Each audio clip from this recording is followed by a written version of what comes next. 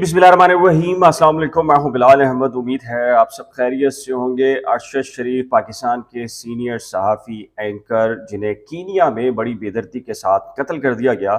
एक जानिब पुलिस का मौक़िफ़ आ रहा है, दूसरी तरफ पुलिस के ऊपर एक डिपार्टमेंट है कीनिया का, उसका मौक़िफ़ है। अब एक तीसरा मौक़िफ़ भी आया है और आम तौर पर ऐसा ही होता है जब मशकूक किस्म की चीज़ें होती हैं तो इन्वेस्टिगेटिव रिपोर्टर सामने आते हैं, सहाफ़ी सामने आते हैं। जिस तरह पाकिस्तान में इंसिडेंट होते हैं और उसको इन्वेस्टिगेट करके एक नया पहलू निकाला जाता है जो बयानिया पुलिस की जानिब से या इदारों की जानिब से बयान किया जा रहा होता है। तो अब कीनिया के जो सहाफ़ी हैं और ख़ासकर जो इन्वेस्टिगेटिव रिपोर्टर हैं, वो अब एक नए पहलू के ऊपर काम कर रहे हैं और उनकी जानिब से जो सवालात उठाए गए हैं अपने ही मुल्क के इदारों या पुलिस के ऊपर, वो बहुत अहमियत अख्तियार कर गए हैं। और जिस तरीके से, जिस एंगल से उन्होंने चीज़ों को बताया है, उससे वाकई लगता है कि जी ये एक इत्तफाकी मामला नहीं है और ये एक हादसा भी नहीं है और गलत शनाख्त का मामला भी नहीं है। बाकायदा टारगेटेड थे, अरशद शरीफ को टारगेट करके कत्ल किया गया। अलीविद की भी एक कीनिया के सीनियर सहाफ़ी हैं, इन्वेस्टिगेटिव रिपोर्टर हैं और ख़ासा मशहूर हैं, खासकर जब इस किस्म के केसेस होते हैं, करप्शन का केस हो, मर्डर के इश्यूज हो या ऐसा मामला जिसमें पब्लिक इंटरेस्ट हो, तो उसको इन्वेस्टिगेट करते हैं। उन्होंने एक गैर मुल्की खबर रिसा इदारे से बात की है और उन्होंने ये कहा है, जो हकाइक बयान किए मैं वो पढ़ के बताता हूँ आपको। उन्होंने ये कहा है कि यह टारगेटेड एक प्लान था। क्यों प्लान था?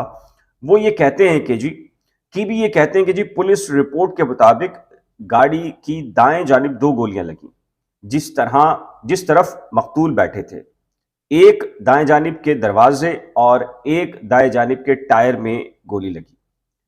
हम पुलिस बुक में फाइल रिपोर्ट से जो जान सके हैं वो ये है कि अरशद मोहम्मद शरीफ पर नैरोबी की करीब गाजुड़ो काउंटी में कीनिया के मकामी वक्त के मुताबिक रात 10 बजे फायरिंग की गई। अच्छा, अब वो उसकी तफसील बता रहे हैं, बड़े गौर से सुनिएगा। पुलिस का कहना है कि गाड़ी का ड्राइवर मकतूल का भाई था, लेकिन हमें मालूम हुआ है कि उस वक्त उनका कोई भाई नहीं था, लिहाजा मुमकिन है वो कजन या करीबी साथी हो। फिलहाल बॉडी जाए वकुआ से 17 किलोमीटर दूर नैरोबी के सर्द खाने में पड़ी हुई है। कीनिया के सहाफ़ी के मुताबिक अरशद शरीफ के रास्ते में रुकावटें थीं, कोई बाज़ाब्ता बैरियर नहीं थे, लेकिन सड़क पर छोटे छोटे पत्थर पड़े हुए थे, वो वहां नहीं रुके। सहाफ़ी ने कहा कि जब आप इस मंजर और गोलियों की तादाद को देखें तो ऐसा लगता है जैसे दाएं जानिब बैठा शख्स असल टारगेट था।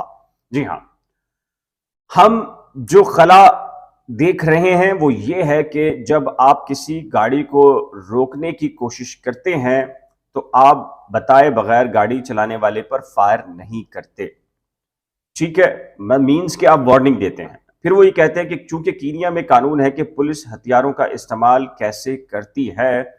कीनिया के सहाफ़ी कैबी ने बताया कि जिस गाड़ी में अरशद शरीफ सवार थे उसका नंबर KDG 200M था और जिस चोरी शुदा गाड़ी की इत्तलात थी जिसमें एक बच्चा भी सवार था उसका नंबर KDJ 700F था। और मैं इसकी वजह बताता हूं कि गाड़ियों के नंबर क्यों बता रहे हैं। वो गाड़ी हॉल है में नैरोबी से इलेक्ट्रिक शॉप के बाहर से चोरी हुई थी, जिसमें वालिद ने अपने बेटे को छोड़ा था। लेकिन जब अरशद शरीफ की गाड़ी पर फायरिंग हुई तो उस वक्त बच्चे को एक और इलाके में देखा जा चुका था, लिहाजा ये एक खला है। मैंने 2 गाड़ियों के नंबर आपको क्यों बताए हैं? देखिए, हुआ ये कि इलेक्ट्रिक शॉप जो नैरोबी के करीब थी, वहां से एक इत्तला दी वालिद ने। और अगर मैं आपको अफ्रीकन कंट्रीज और खासकर जो कीनिया है उसके बारे में बताऊं, यहाँ बच्चे बड़े अगवा होते हैं और अगवा नहीं होते तो यहाँ पर बच्चे स्मगल भी होते हैं और बेचे जाते हैं। $200-300 के अंदर छोटे छोटे बच्चे जो है, 3 साल का, 4 साल का, 2 साल का बच्चा जो यहाँ से उसको स्मगल कर लिया जाता है, फरोख्त किया जाता है। और यहाँ तक भी आता है कि कीनिया में हालात या गुर्बत इस कदर है कि एक तो क्राइम रेशियो है, दूसरी तरफ कीनिया की जो रिपोर्ट्स हैं, मीडिया रिपोर्ट्स हैं, उसमें ये भी बताया जाता है कि पेरेंट्स معاشی حالات کی وجہ سے اپنے بچوں کو فروخت بھی کرتے ہیں۔ یہ ایک بڑی تعداد کے اندر افریقی ممالک کے اندر ایک المیہ ہے، یہ سب کچھ ہوتا ہے۔ پولیس یہ کہہ رہی ہے کہ جی ہمیں یہ ایک اطلاع تھی کہ KDJ 700F یہ ایک گاڑی ہے، اس میں ایک بچہ بیٹھا ہوا تھا اور اس گاڑی کو بچے سمیت جو ہے وہ کچھ لوگوں نے جو کرمنلز ہیں وہ ساتھ لے گئے۔ والد نے انفارمیشن دی، پولیس نے یہ کہا کہ جی ہم چوکی پر موجود تھے اور ہم نے ایک گاڑی کو آتے ہوئے دیکھا جس کا نمبر تھا KDG 200M، اور ہمیں شک ہوا کہ بچہ اس میں ہے اور یہ جو ہے وہ بچوں کے اسمگلرز ہیں اور اغوا کار ہیں، اور ہم نے جو ہے وہ فائرنگ کر دی۔ معاملہ یہ ہے کہ اگر گاڑی روکنا مقصود تھا تو ڈرائیور کے اوپر ہی فائر کیے جانے ہو سکتے تھے، یا ٹائرز کے اوپر ماریں گے یا پھر ڈرائیور کو ہٹ کریں گے۔ ڈرائیور کے ساتھ بیٹھے ہوئے شخص کو گولیوں سے بھون دینا یا مارنا، اس کی لاجک سمجھ نہیں آتی۔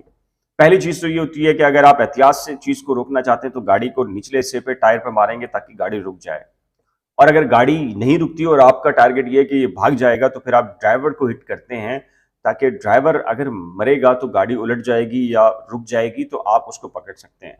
یا آپ نے اگر ٹوٹلی آپ کو یہ پتہ چلتا ہے کہ یہ ٹیررسٹ ہیں اور یہ ملزمان ہیں اور حتمی طور کے اوپر فائنل ہوتا ہے تو آپ نے پوری گاڑی کو بھوننا ہوتا ہے تو پوری گاڑی کو بھون دیتے ہیں۔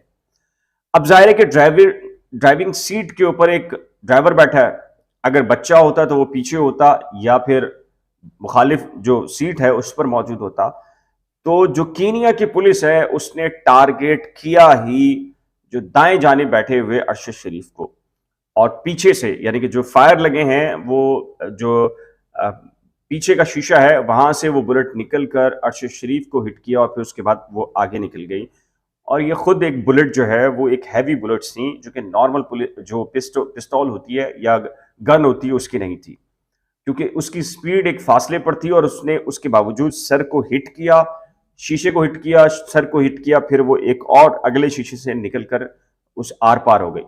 تو اس سے یہ لگتا ہے کہ کچھ نہ کچھ ہے جو گڑبڑ کا معاملہ ہے، اور اسی معاملے کے اوپر جو پاکستان کی جو صحافتی تنظیمیں ہیں انہوں نے یہ مطالبہ کیا ہے، انٹرنیشنل جو صحافتی تنظیمیں ہیں ان سے یہ کہا ہے کہ اپیل بھی کی ہے، مطالبہ بھی کیا ہے کہ خدارہ اس معاملے کو انٹرنیشنلی فورمز کے اوپر لے جایا جائے، چونکہ الزامات پاکستان کے اندر بھی بہت کچھ لگے ہیں۔ جو ایک اینکر ہیں، نیوز اینکر ہیں عمران خان، خاصے مشہور ہیں، انہوں نے بھی ایک ویڈیو بنائی تھی کہ اور پھر ان کی جو اہلیہ ہیں ارشد شریف صاحب کی مرحوم شہید کی جویریہ صدیق صاحبہ، انہوں نے بھی کہا ہے کہ ان کے شوہر کو واقعی بہت سنگین نوعیت کے سیکیورٹی یہاں خدشات تھے، اور انہوں نے اپنے شوہر سے کہا تھا کہ آپ جو ہے وہ سیاسی پناہ لے لیں، تو ان کے شوہر نے اتفاق نہیں کیا تھا۔ تو اب جو چیزیں سامنے آئی ہیں واقعی بہت ایک سوالیہ نشان ہے، بہت بڑا خلا ہے، اور اب خود کینیا کے جو صحافی ہیں وہ اب اس کو ڈسکلوز کر رہے ہیں کہ جی یہ اتفاقی یا حادثاتی معاملہ نہیں ہے بلکہ یہ ایک ٹارگیٹڈ مرڈر ہے۔ کیا ہونا چاہیے؟ آپ کی رائے کیا ہے؟ آپ کیا سمجھتے ہیں؟ کس طرح تحقیقات کی جانی چاہیے؟